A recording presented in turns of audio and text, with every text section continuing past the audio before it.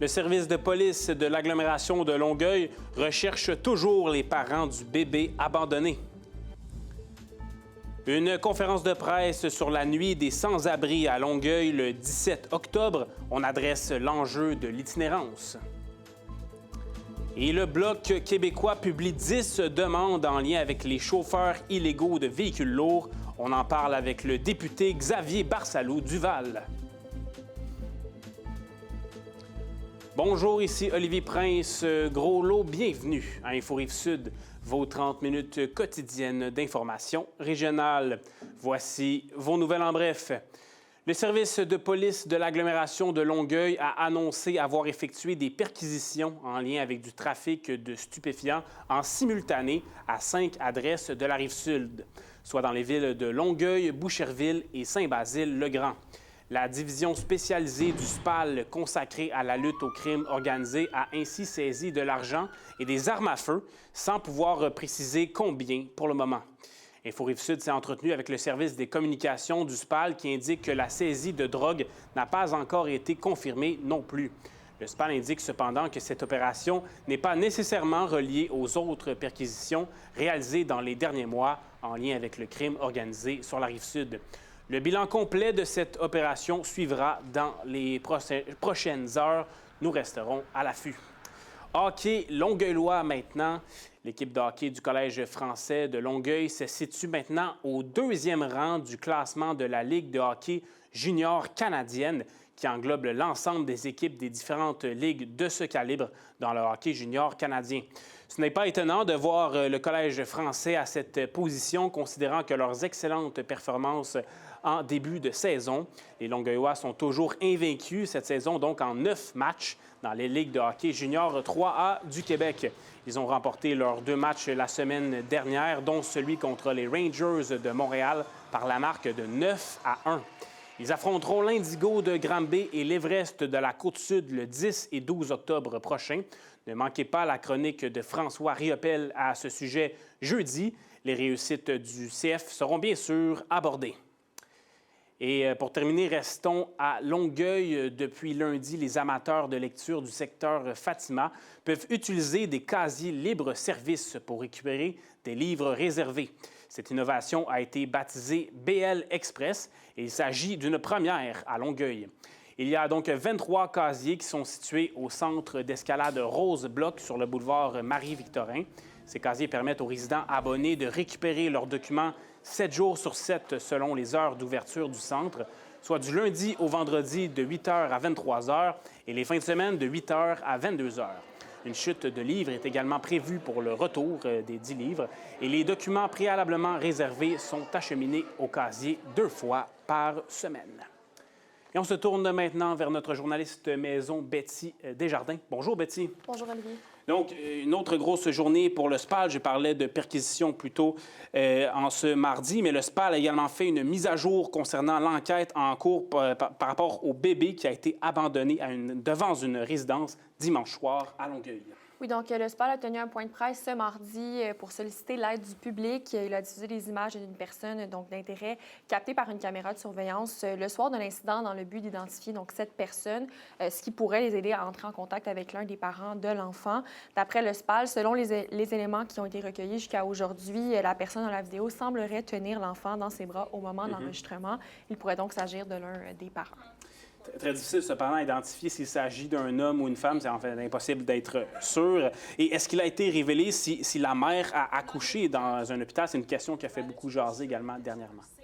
Non, donc selon le SPAL, la femme n'aurait pas accouché dans un centre hospitalier, mais ça ne pourrait pas être confirmé pour le moment comme l'enquête est toujours en cours. Il souhaite donc apporter de l'aide et de l'assistance à la mère en question, comme sa santé pourrait être en jeu. L'agent des communications et des relations médias du SPAL, Jacqueline Pierre, a d'ailleurs envoyé un message directement à la mère lors du point de presse. Donc voici son message. Notre priorité maintenant, on va le répéter, c'est vous.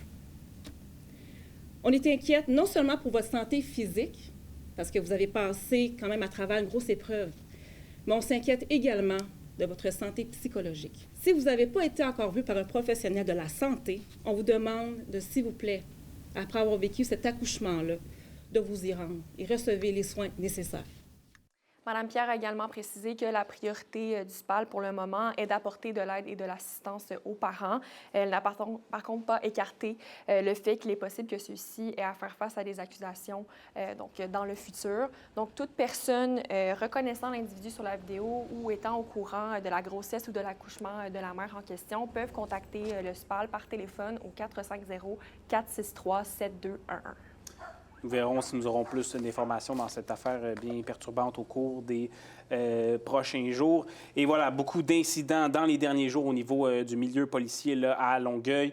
Une collision mortelle qui est survenue lundi soir, justement, je le disais, à Longueuil. Oui, donc le SPAL a dû intervenir pour une collision mortelle entre une motocyclette et une conductrice d'autobus de transport en commun aux alentours de 17 h. C'était à l'intersection du chemin Chambly de la rue Gentilly-Est. La moto aurait pris en feu à la suite de la collision et le motocycliste qui était âgé dans la vingtaine est décédé sur les lieux. Selon les informations du SPAL, la conductrice aurait été rencontrée par leurs enquêteurs et aurait été libérée par la suite en soirée. Et cette conductrice, donc, elle pourrait faire face à quel type d'accusation, Betty? Donc, des accusations de conduite dangereuse causant la mort. Je rappelle également qu'une scène a été érigée à la suite de la collision et qu'elle a été levée aux alentours de 23h45. Pour le moment, les causes possibles de la collision seraient toujours à déterminer et l'enquête serait toujours en cours selon les informations du SPAL. Parfait, merci pour ces informations. On va sortir un petit peu des faits divers et parler de la nuit des sans-abri. L'événement à Longueuil aura lieu donc le 17 octobre prochain de 18h à 9h30 au parc Saint-Marc dans le Vieux-Longueuil.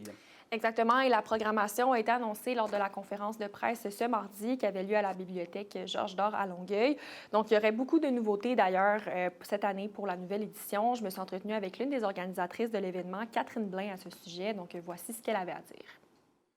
Cette année, on a plein de nouveautés. Donc, on a réussi à faire fermer la rue Saint-Jean, donc en périphérie du parc Saint-Marc. On va avoir une scène, donc avec des prestations et tout. On a une augmentation aussi de la marche, donc on va passer sur des artères commerciales. Vous allez pouvoir suivre notre code QR pour avoir plus d'informations.